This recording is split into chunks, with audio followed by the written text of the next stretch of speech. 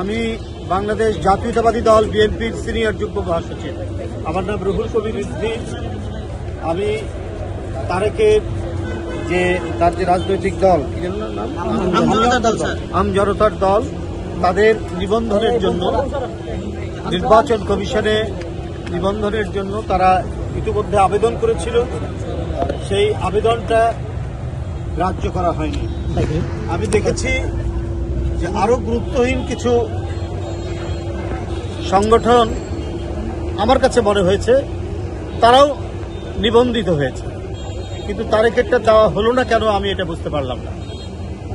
তারেক এই দেশের স্বার্থে কথা বলেছে, আগ্রাসনের বিরুদ্ধে কথা বলেছে, বাংলাদেশের সার্বভৌমত্ব রক্ষার প্রশ্নে কথা বলেছে।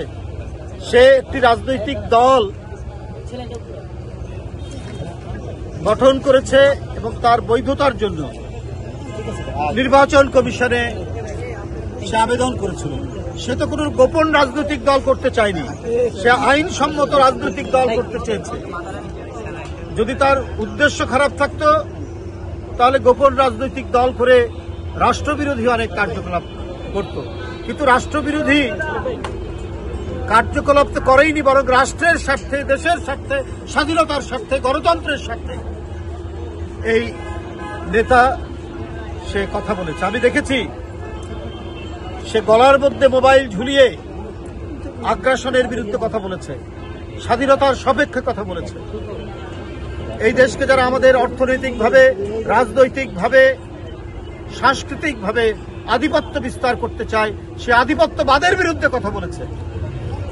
আজকে তার নিবন্ধন দেওয়া হচ্ছে না, তাহলে আপনারা কাদের নিবন্ধন দেবেন আমি জানি না। কাউকে আমি ছোট করতে চাই না, কিন্তু তার যে চিন্তা এবং রাজনৈতিক তার যে সংগ্রাম এবং কর্মসূচি, সেই অনুযায়ী সে যে রাজনৈতিক দল গঠন করেছে, সেই রাজনৈতিক দলের নিবন্ধন অবশ্যই সে প্রাপ্য। এবং এই ন্যায়সঙ্গত কারণে যে অবস্থান ধর্মঘট নাকি অনশন করছে, তার এই 50 ঘন্টা যে অনশন করছে, এই অনশন কর্মসূচির প্রতি আমি বাংলাদেশ জাতীয়তাবাদী দল বিএনপির পক্ষ থেকে পূর্ণ সংহতি জ্ঞাপন করছি। ধন্যবাদ।